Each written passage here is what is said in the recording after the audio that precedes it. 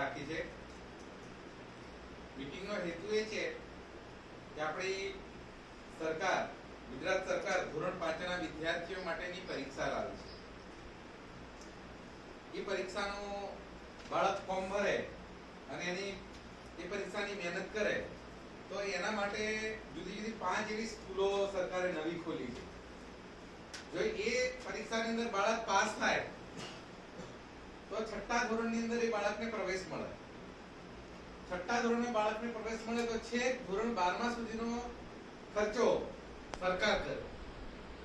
એ બાળકના કપડા, એ બાળકને નોટ, પેન, પેન્સિલ, ખાવું પીવું રહેવું તમામ ખર્ચો, એનો ટ્યુશન ખર્ચો, એને સારું એવું જોરદાર શિક્ષકો દ્વારા એને ભણવાનું મળે, જોરદાર આલિશાન બિલ્ડિંગ ની અંદર એને ભણવા મળે, એને કોમ્પ્યુટર સાથે ભણવા મળે, એને ટીવી સાથે ભણવા મળે, બરાબર, અને એને ખૂબ ભણેલા શિક્ષકો દ્વારા એને શિક્ષણ મળે.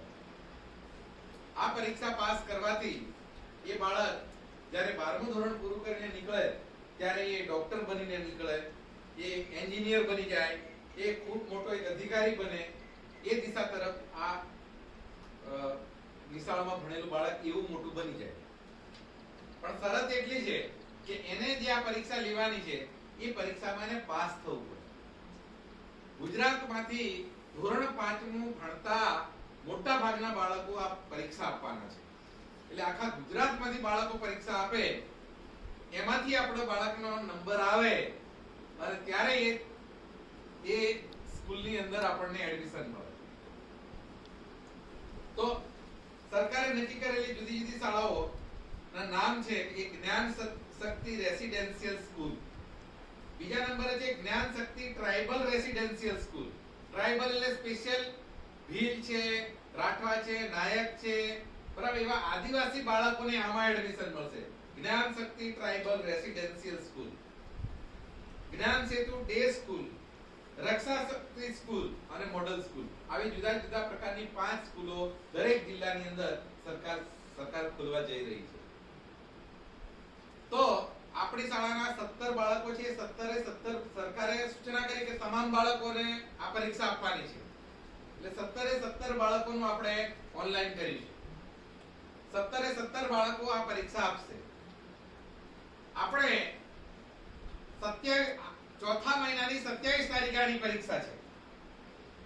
એટલે ખાસ તમને એટલા માટે બોલાયા છે કે એમના ફોર્મ મેં ભરી દીધા, ઓનલાઈન ફોર્મ મેં ભરી દીધા, પણ મેં તમને એટલા માટે બોલાવ્યા છે કે હવે હું એમને દરરોજ ઝેરોક્સ કાઢીને આપીશ. દરરોજ હું એમને ઝેરોક્સ કાઢીને અહીંથી આપીશ, બરાબર. એ ઝેરોક્સના કાગળો, પ્રશ્નો જે છે એ પ્રશ્નો તમે જો ભણેલા ગણેલા હોય તો તમારે એને પૂછીને પણ એને મહેનત કરવાની છે. જો તમે અભણ હોય તો એ કાગળિયું ખોલીને વસ્તુ છોરું એ તમારે ધ્યાન રાખવાનું છે. રોજ સાંજે રાત્રે પણ એ બાળક 3 કલાક વાંચશે, સવારમાં વહેલું ઉઠીને 3 કલાક વાંચશે તો જ આ પરીક્ષામાં પાસ થશે.